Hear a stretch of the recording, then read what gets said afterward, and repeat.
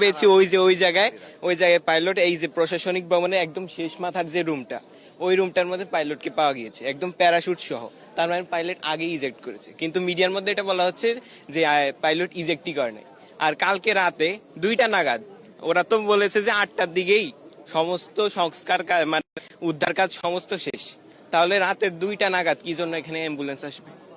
এটা হচ্ছে প্রথম প্রশ্ন।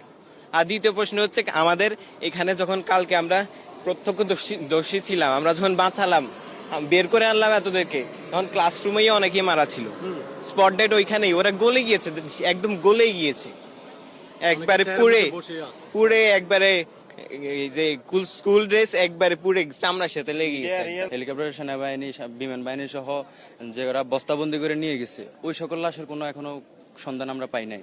ঠিক আছে,